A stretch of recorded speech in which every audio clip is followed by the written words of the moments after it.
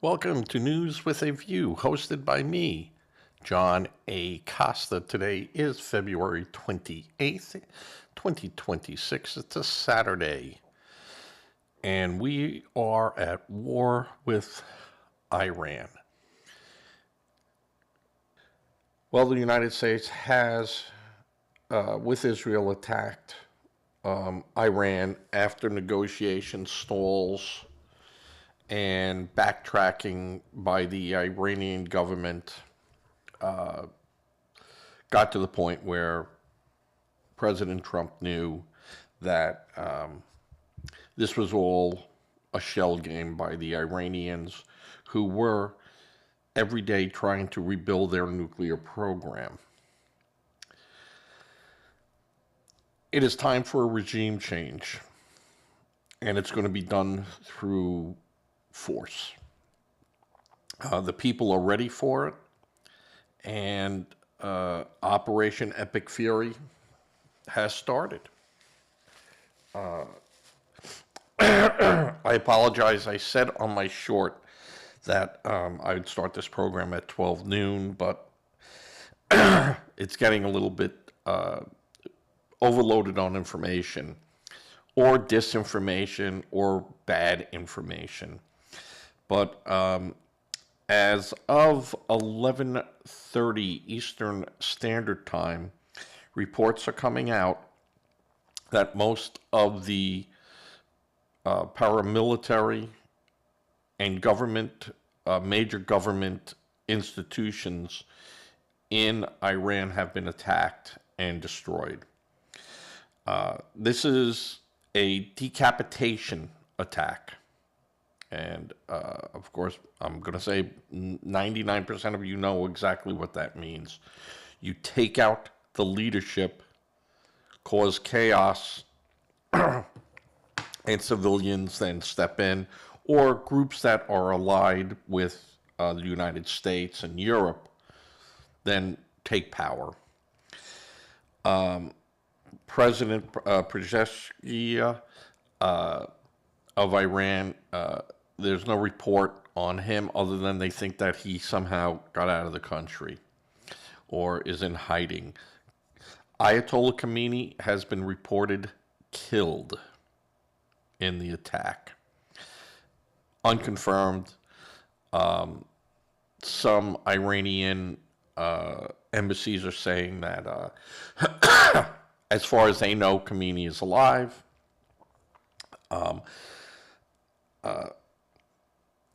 Trump has urged all Iranians to stay hunkered in place. There was a report that an Iranian girls' school was hit by a missile near a military base in Iran, with casualties as high as 80 deaths. Let's hope that that's not the case. War is terrible. But this was inevitable. We are here because of the failed Democrats, and there's no other explanation for it. From Jimmy Carter to Barack Obama to Joe Biden, the Bushes. We weren't prepared. We weren't prepared to fight Iran, and countries weren't prepared to protect themselves during those administrations. Even under Clinton, they just weren't able to do it. Technology.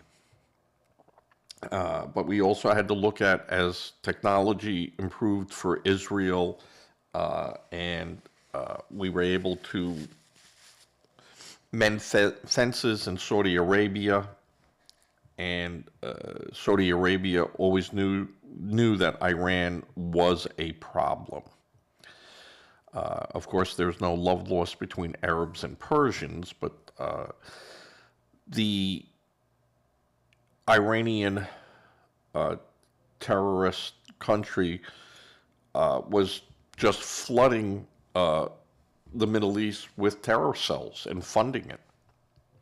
And it couldn't continue. And God forbid a nuclear Iran with missile capabilities, President Trump just could not sit back and not do anything. American bases have been hit and targeted by retaliatory strikes, ballistic missiles by Iran. No report of what those damages are, but the Naval Fifth Fleet headquarters was attacked, as well as Qatar, Bahrain, United Arab Emirates, Israel, and Jordan. A lot of those countries in the Middle East have allowed the station of military equipment and personnel in their country, so they became logical targets. I have not heard much back from our allies on this: France, England,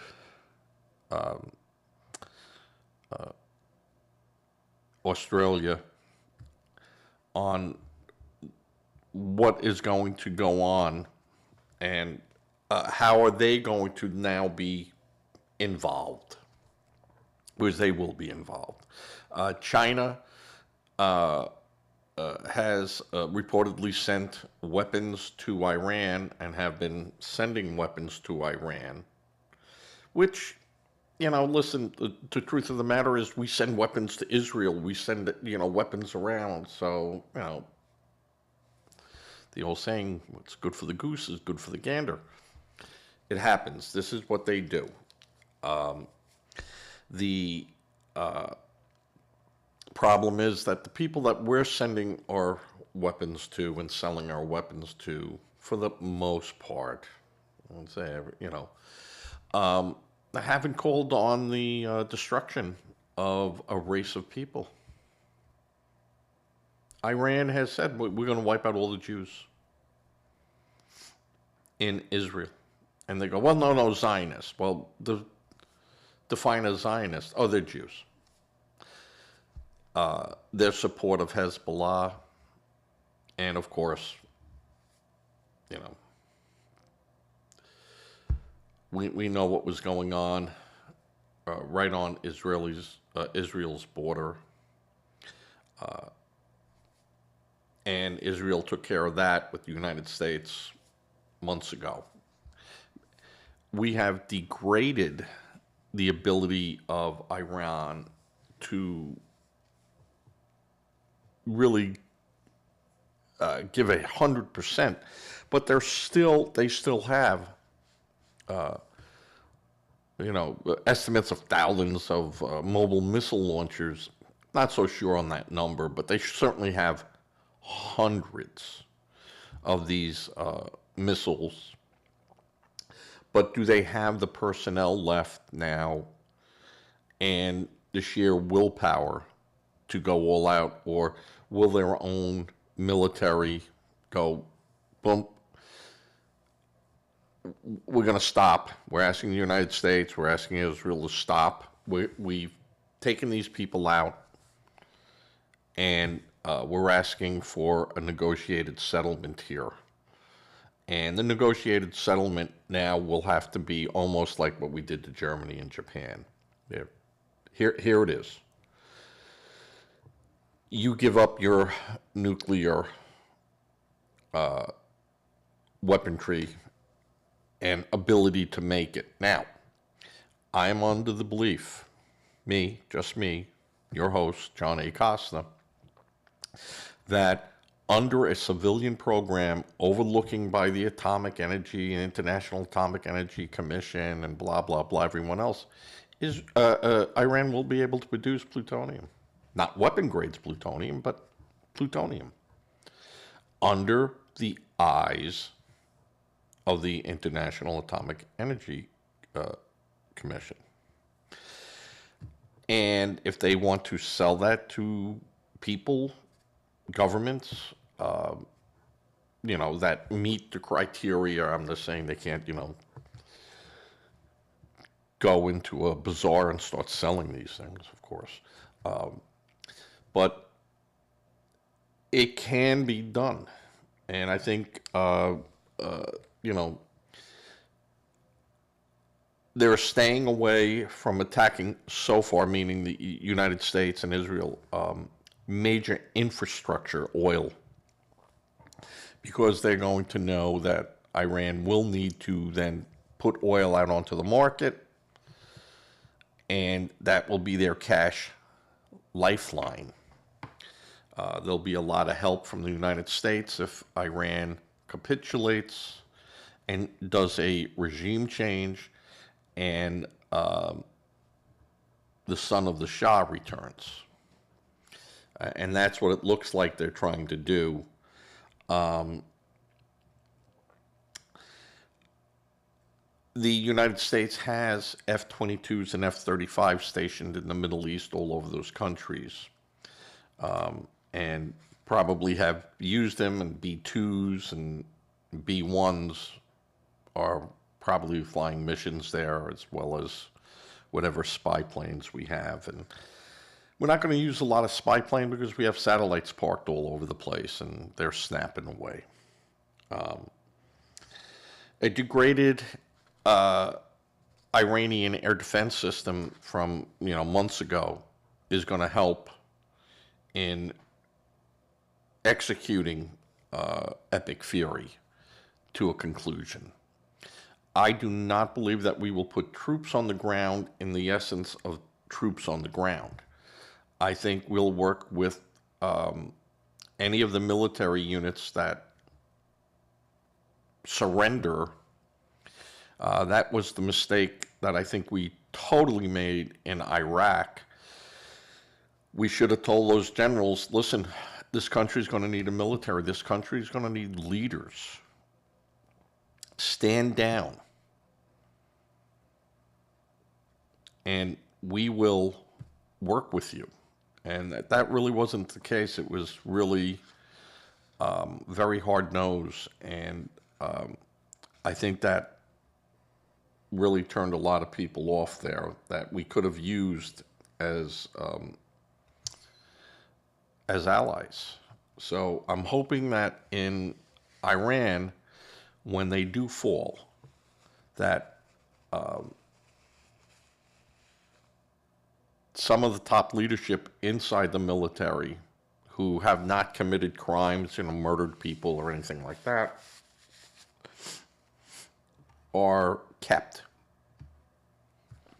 And reorganize your military. You have every right to have a military. You have every right to protect your borders. You have every right now to protect a government that, gets the okay from everyone. So let's see what happens there with that. If this comes to a conclusion, you never know what happens. It's a war. The negotiations, Oman was very upset that they thought the negotiations were going great, and then this happens. But we knew, like I said before, Iran's tactic is to negotiate. We say we want this, and they start talking about over here and this and that, and it just goes around the toilet. And I think Trump had said before, hey, that's not how I negotiate. These are the things we're going to discuss. And now, if you don't want to discuss them, then there's no negotiation. And we're done here. And I think that's what happened. I think that his military people said, this is the best time. If we're going to attack them, if you're going to do this, this is right now the best time. And he took it. He'll listen to his military, and sometimes, the military has to listen to him. But, you know, when Oman says that there was serious negotiation, there was not serious negotiation. We were serious about it. Iran was never serious about it. They were never giving up their right to make up to weapons grade plutonium. And that's just months away from developing a nuclear weapon. What took years now really takes weeks to build a nuclear weapon. The technology is out there. I'm sure North Korea has been supplying them with scientists and information. I don't think China and Russia have been that active in doing that because, you know, they're right next door to them, and those things have to fly over different countries, and we don't want that.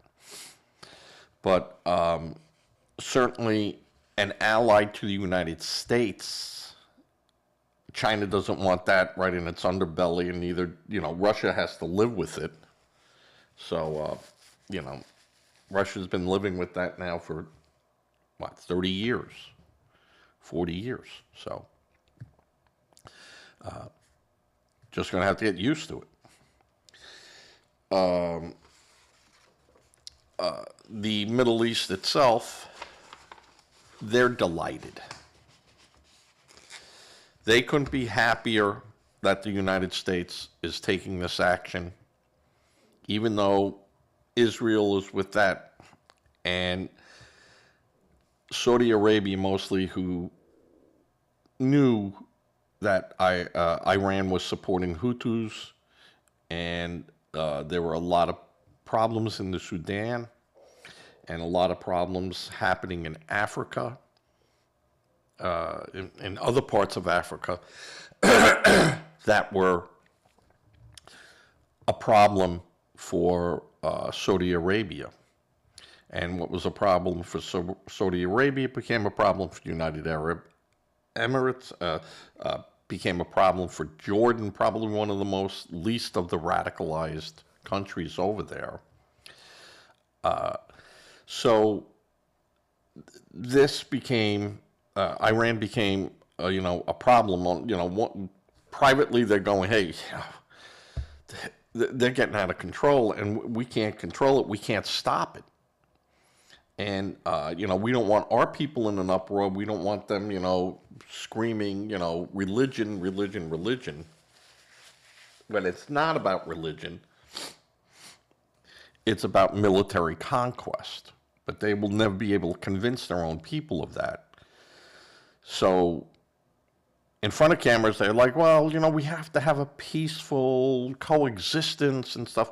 And behind the scenes, they're going, hey, you got to get those guys, or we're going to have a problem, and all this stuff goes away. And, you know, we saw that in Syria. Syria's, you know, we have troops over there. Russia has troops over there. You have Pakistan over there now.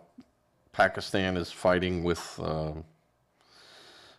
Iraq. It's that can be a very bad situation over there. That's not a good scene, but their intelligence probably said if we were going to attack, this might be the best time because we know the United States is going to attack Iran. Look at what they're doing. Look at the armament they're bringing in there. You just can't park these aircraft and wait for a problem. These airplanes have to be flown. They have to be maintained. It costs hundreds of millions of dollars per day. And President Trump, he wants the best bang for his buck. And this is what's going on there. But once Iran is settled, then they'll go, all right, guys, calm down over here. Turkey's been pretty quiet lately. So there must be some type of deal working out in that direction. But the leadership inside Iran that we've been dealing with, they just can't be trusted. They'll lie to your face. And the Iranians themselves are showing, what can be released inside the country, because there is, of course, a news blackout and internet blackout. But there's been enough smuggled Starlink and other devices in there that some of these groups can now get it out. They still have to worry about the internal security inside Iran. You know, the people could be coming out, but they're going to have to put their big toe in the water first, because they don't know. The retribution against these people can still happen until the last day of the war. You saw that in Germany during World War II. Not so much in Japan, but because it was a different mindset. But over there, yeah, it could be bad for the people. Students are celebrating. I'm not going to say all the students, but students are celebrating. I think the young people have had enough of this nonsense of the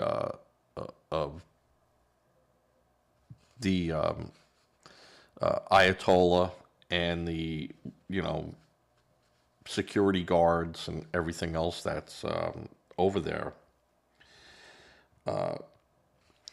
Whether or not these students can go out and really protest will then tell you what the degree is of power loss inside the system. You saw that when East Germany fell. The guards just sat back and go, I'm not part of this, not part of this. And they fell. The airstrikes and everything by the United States military in Israel will be sustained. This is not going to just be a one-strike or two-strike thing. This is going to go on for days. I don't think it will last for weeks, because Iran just can't do that.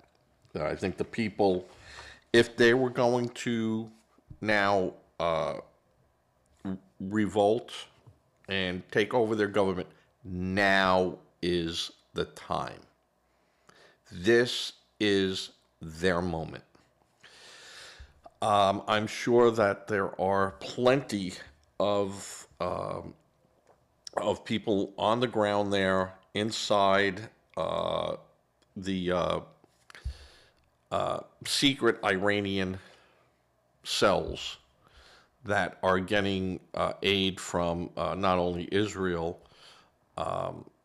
and people who are outside, Iranians that are now outside Iran, who are now funding and helping and getting assurances of help, if they take the government over.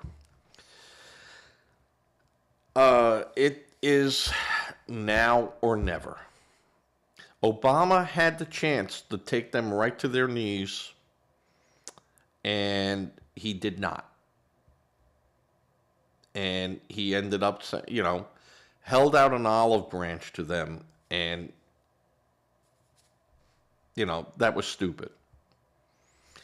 It was a Jimmy Carter type moment that if we show them that we're willing to do, that is not how Iran and these people, and mostly in the Middle East, they don't deal that way. They are reasonable people, and they use logic, but right in front of that logic is power. And if you show any sign of weakness, they'll roll right over you. So it's terrible, but you have to be more brutal than they are. And then they, the old saying with the Middle East, they're either at your feet or at your throat. And this is a chance for Iran. We're giving them a chance. We're not bombing the people, and that is not this is not, civilian bombing. Are civilians going to get hurt and die with this? Yes. Yes, it will happen. It's inevitable. But I think this is the chance for Iran to step out of the draconian era that they find themselves into. No one wants a insane government running around as their neighbor. China is not an insane government. Russia is not an insane government. The United States is not an insane government. Europe is not insane governments. You have people in Iran that are insane.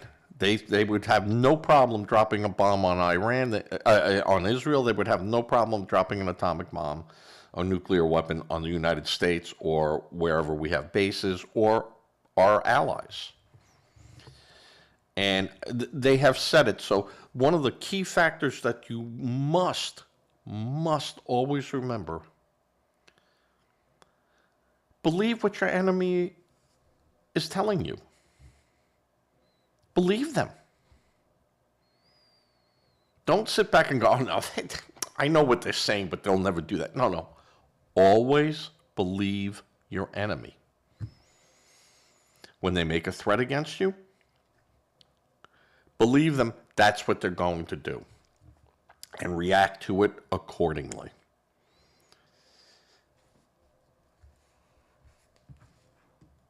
The United States has an opportunity to topple a regime that has been a problem for the United States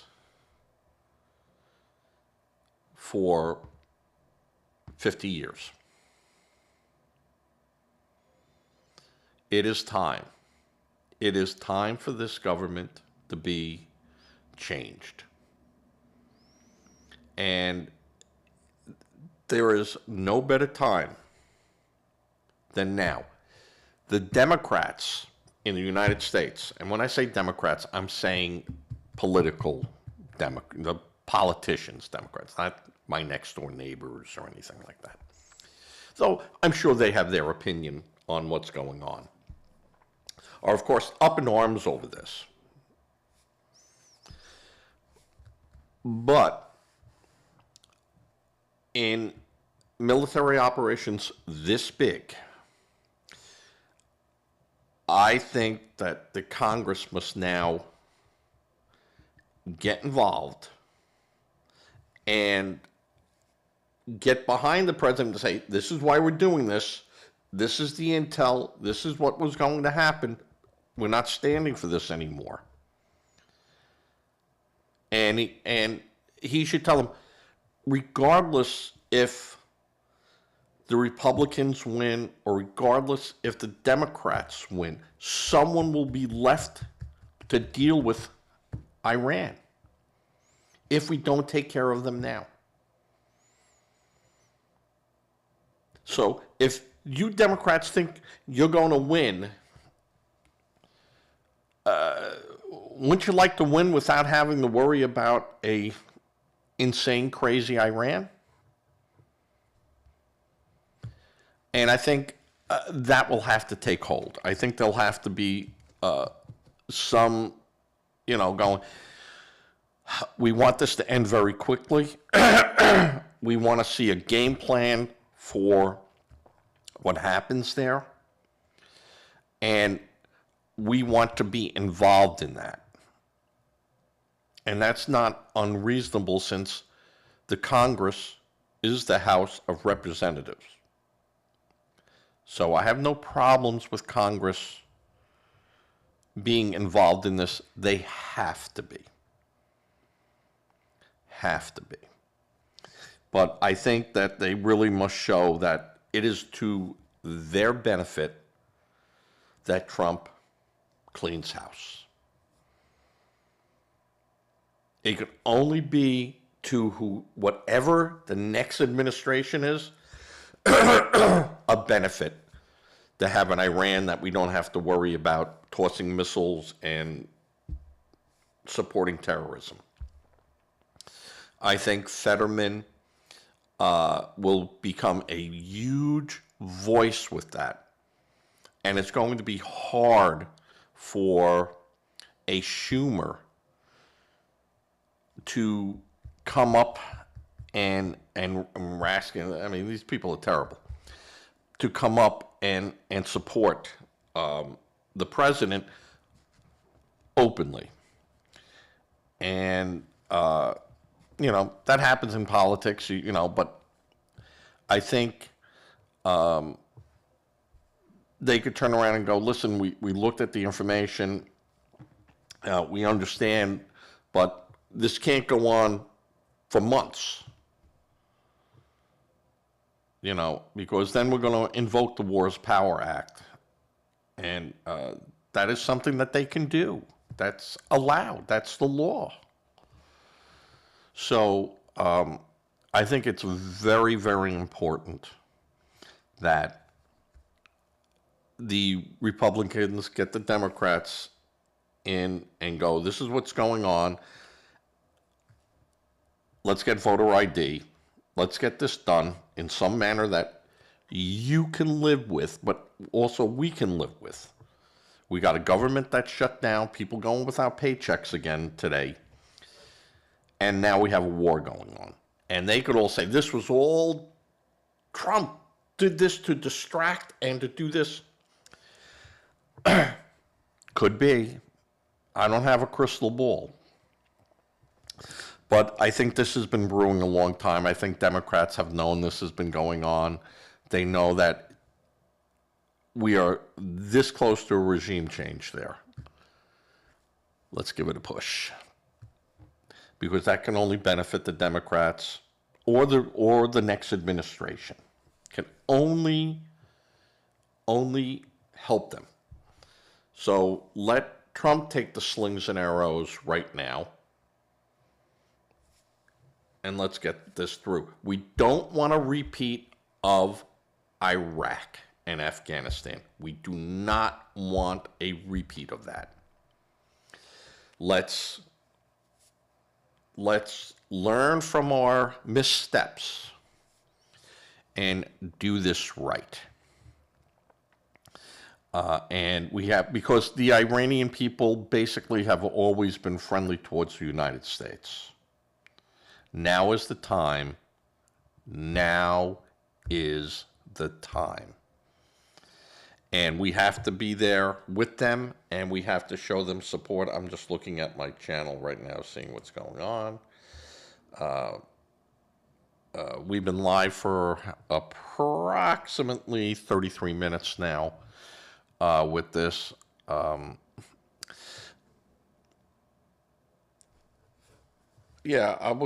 Allies are now, I mean, we'll be hearing more about our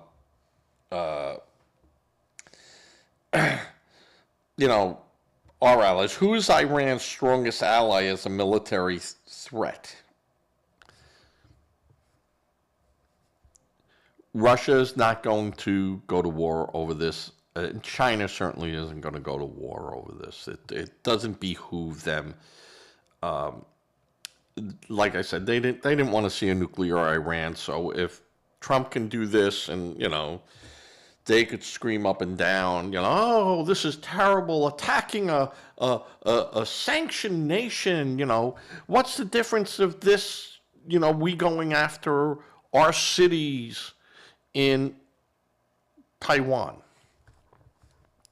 It's going to be a legit question. Now, what Russia did in the Ukraine was a sanctioned country, and you attacked it.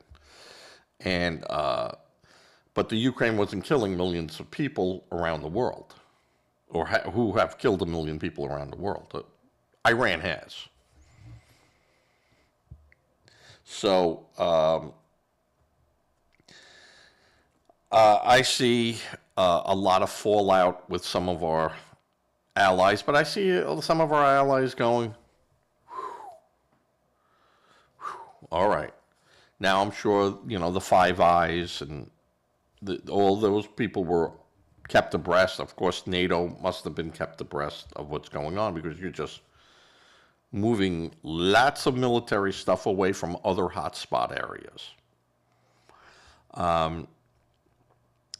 This will be interesting to see how Russia and China respond. Are they going to go to the United Nations and demand an immediate ceasefire? Are they going to go in there and say that this has to stop immediately? Not sure. Not sure how this will end up turning out in the United Nations. You have countries that support Iran. You have North Korea that supports Iran. You have Russia that supports in China. But I don't know if they're going to Russia, China, going to go, we're going to go to the mat for these people. I don't think that's going to happen. I think the thing is that this can go on for about a week, but then it has to stop. And hopefully by then, the decapitation strikes to take out the leadership and parliament of Iran. Now, again, you're taking out elected officials. Iran is one of the few countries in the Middle East, other than Israel, that have elections. Now, are those elections, because everything has to be, the Ayatollah has to approve everything. So it's a symbolic gesture. So these people can't speak out against the Ayatollah because that's it. You're going against the God on earth. So that can't happen. It's important that we, with every strike against Iran, we're taking down their air defense systems. We're taking down their ability to retaliate. We're finding where sites are. Military defection. So this will be an interesting turn of events that take place here. I don't know how long Iran could sustain a toe-to-toe fight. They can't go toe-to-toe, nose-to-nose. But they could still do a lot of damage. They could try to strike Saudi Arabian oil fields. They could go after other countries' assets. They could go after shipping. I'd be amazed if we haven't already tracked every one of their submarines, every one of their, they go, we have a huge navy. They got speedboats, and we could take them out in a heartbeat. And I think that will be the next is, if they threaten, we'll close the port of Hormuz now. I think their navy will be gone the next day, if they're not gone already. The aftermath of all this, will be peace in the Middle East. Because the only one that we're funding all these groups, Hamas,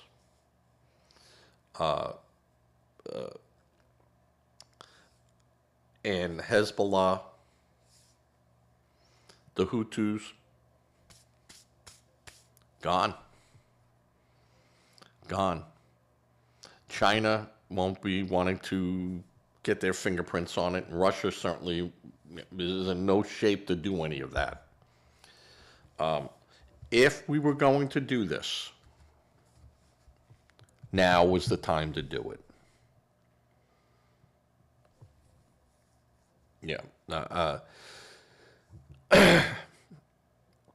There was,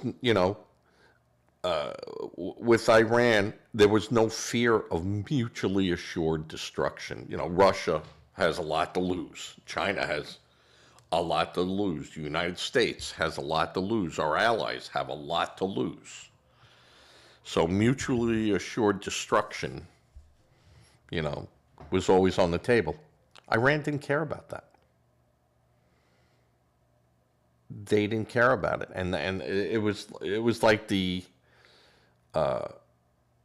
really, it was like the Japanese who, will fight to the last person. The military will fight, fight, fight, and then finally, Hirohito had to say, yeah, well,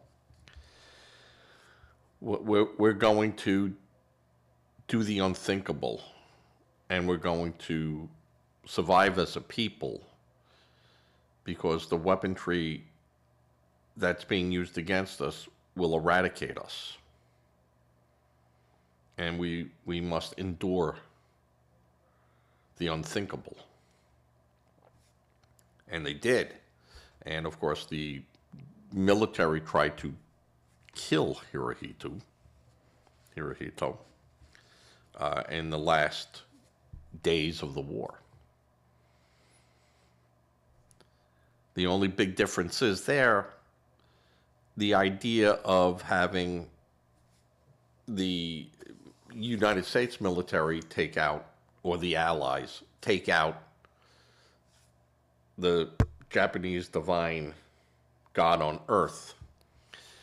You're going to have a mass of people who are very, very, very upset with you, and you martyr the guy. And though I don't think the people loved the Ayatollah.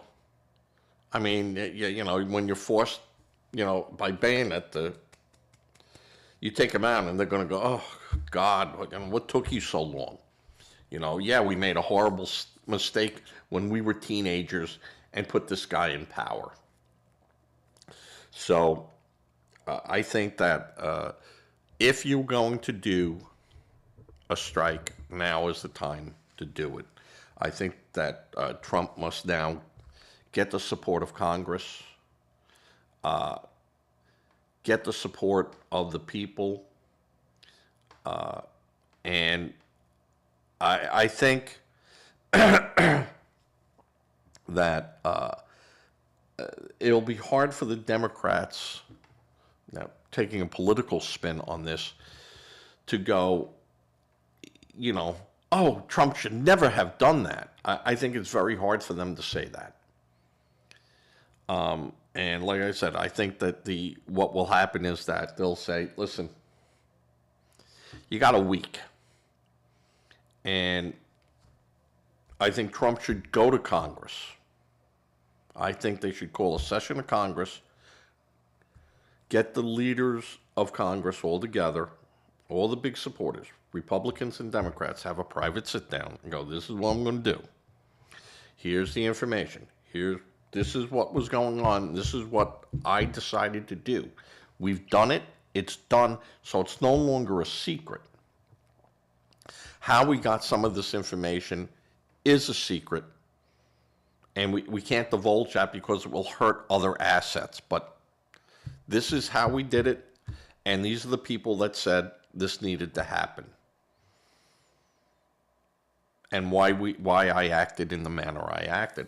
And I think if he does that and goes there and goes, this is not going to be a prolonged thing. The people in Iran are revolting against the government now. We're going to help them now. And we're not going to have these threats that we've had. And this can help both parties in the future. And wait till weeks later to go, freaking Obama had the chance to do this. He didn't. Bush had the ability to do it. Clinton had the ability, blah, blah, and just go down the line and go, I took the ability. And this is going, anyone thinks that our country will not stand up to you, anyone in those countries that think that we won't stand up to you, you got another thing coming. And I think,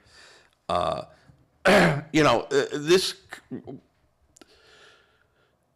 you shoot 500 missiles at an aircraft carrier, and one of them was going to hit it. Now, it's very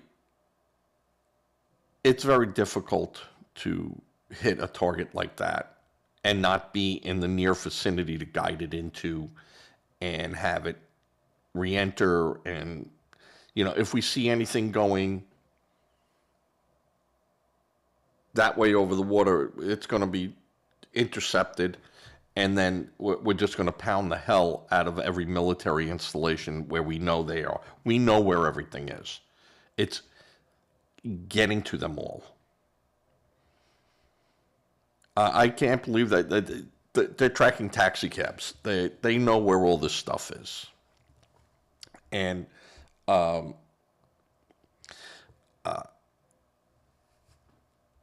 the Iranian government should just capitulate. They should do what they need to do and save what they can save, but they're not going to save their nuclear program. They will be able to have a nuclear program under the eyes of the international community. And that includes, everyone. Now, you're going to have to get China on board. You're going to have to get Russia on board. But I think they could be brought on board. And then this could then further make negotiations with Russia and China on nuclear weapons. Of course, the United States and Russia had a nuclear, proliferation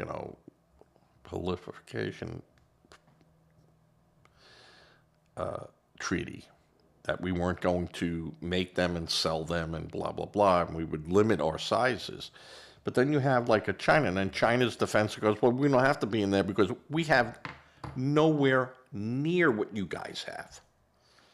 And ours are purely for defensive. We will never use it. We'll never strike first unless we're struck. And it's a retaliatory strike. But we would not use nuclear weapons against another nation. Now, Taiwan is not another nation. Taiwan is like if New York City broke away from the United States. And we've agreed to that. We've agreed to that logic. So, would China ever do that? No, I don't believe that they would do that. Unless somehow Taiwan had, attacked the gorge dams and blew it up or did something, would they be, that, the Three Gorge Dam projects, which is the Achilles heel for China, but China also knows that if someone attacked that, it's going to be nuclear. They got attacked. This is how we're going to respond. So I think any country that has any type of logic going on, would know, yeah, that's not where you want to hit China, unless you're out for now a drag out knockdown fight. So I don't see that happening with China. I don't see that happening with Russia. Russia has so many internal problems that,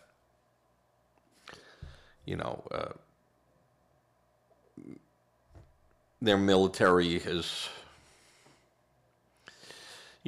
are they nuclear capable? Yeah, they're nuclear capable. About 30% of their nuclear weapons will launch.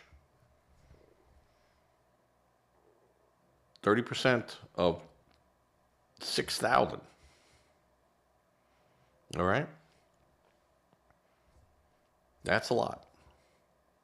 And of those 1,800 missiles, only 20% will achieve their target. 20% of 1,800 is still 350, 400 devices. Divide that into 50 states. Yeah. Yeah. Even a degraded Russian response would be devastating to the United States. Now, of course, Russia would be gone. There'd be no doubt about that. But, I could see, Russia never doing that. Unless it became, unless we really got down to the down and dirty, they attacked Europe, they attacked this, they strike first. Yeah. And even that would start off very limited, but within about 5 hours would just go, you're all in. You're all in. Probably the biggest fear, if now we're talking other countries, would be India and Pakistan. Because China would almost immediately have to step in and, it just gets real messy.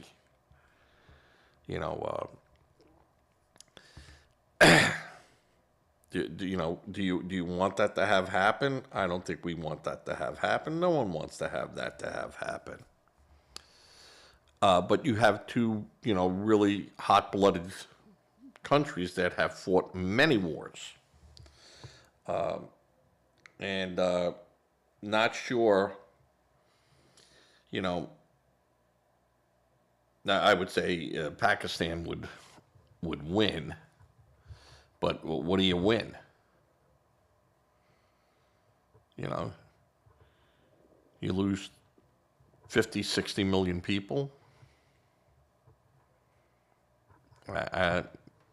Yeah, you don't want to do that, but they are so hot-blooded. It's like Iran. You deal with people where 100 years ago you did this, your people did this over here, and it's payback time.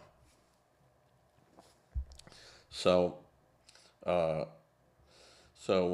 yeah, there is. Tel Aviv is now having sirens go off, so there's inbound rockets heading for Tel Aviv or Israel. All of Israel's under a lockdown type of thing. So, they still have a bite. Iran still has a bite, but they have no mechanisms to resupply and rearm themselves in any fashionable time. Could there be an insurgency there? Possibly. If there was a takeover and then an insurgency where they're blowing up things and doing things, but that's not the Iranian way. See, that's an Arab thing. That is not a Persian thing. So let's hope that they just want peace and they go, I want to make sure I got a roof over my head, my children can eat, and I can pray the way I want to pray, and I can leave you alone. You leave me alone, I leave you alone. So it's important that we remember that, and I'm sure that's not a factor. But it will be interesting to see how this all plays out. And I think it will play out, and it will play out rather quickly. And hopefully Iran will capitulate. The people will take over. and might be a bloodbath over there for a lot of those politicians in Iran. But live by the sword. That's what it's going to come down to over there too. So let's hope for the best over there. If there's any major developments that come up, I'll hit you all on it. But I think at this point,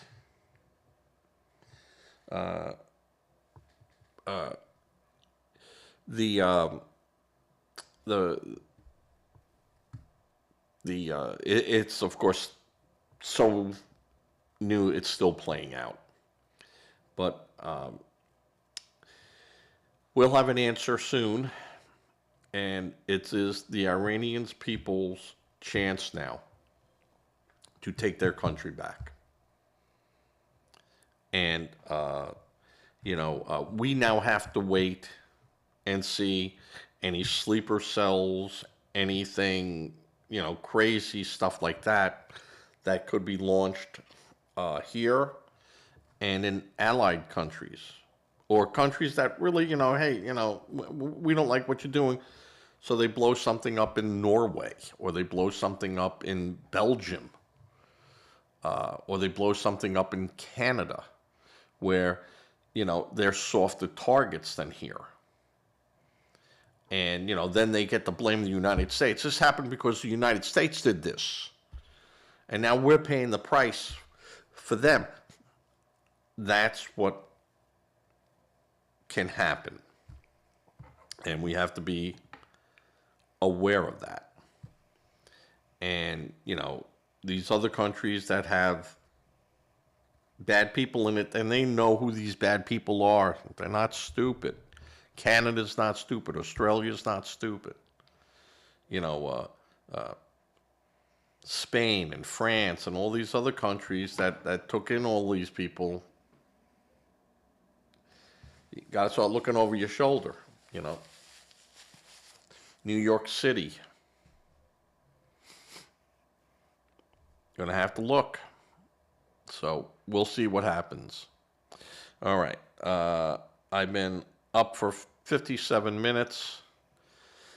I'm going to stop this. Anyone that joined me at 12 noon, when I said I was going to go up, I actually went up a little bit earlier, about 15 minutes earlier, because there was just so many dynamics going on that I just can't stay in front of it. The bottom line is that the Middle East will thank the United States, and Israel, will go, thank you, United States and Israel, for taking care of this. So, this should be the end of Hamas. This should be the end of the Hezbollah. This should be the end of the Hutus. A lot gets done by taking Iran out of the picture politically. All right.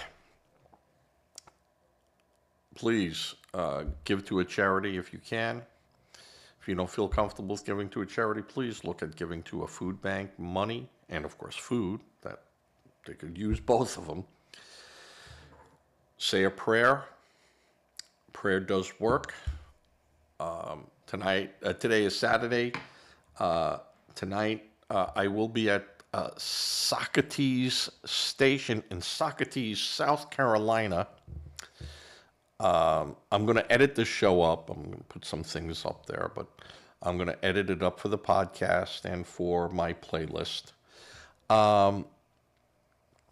If you're in the mood for a really good meal, fun location, Socrates, in Socrates, South Carolina, which is between Murrells Inlet and Myrtle Beach.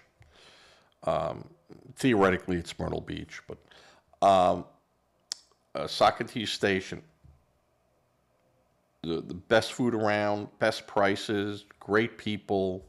And they're not a sponsor. We go there all the time. And I must say that the people, we very, very rarely ever speak politically. It's not that type of bar. It's a family type of bar, restaurant. And you could talk about your terrible golf game or how bad the Jets played or whatever. Politics, no, no. So I don't get to say too much in there along the political side. But Socrates Station, Socrates, South Carolina, Saturday specials, fantastic. Just fantastic. You love it. It's a great place to be. Have fun, everyone. Say a prayer for our troops. Say a prayer for the people of Iran.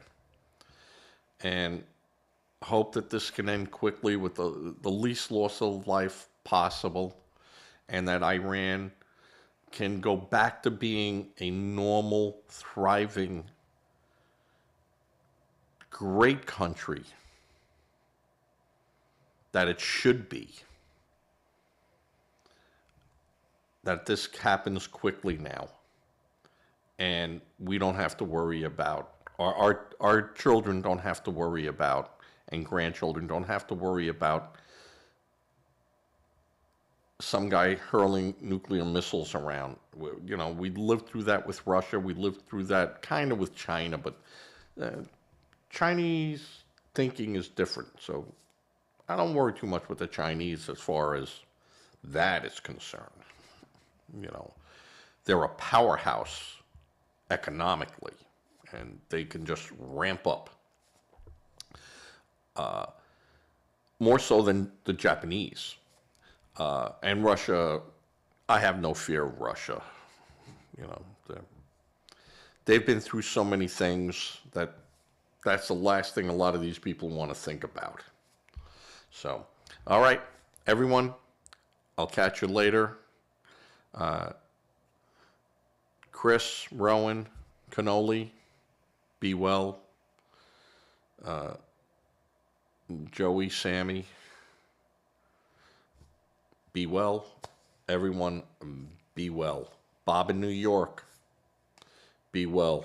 Love to hear from you on this, Bob.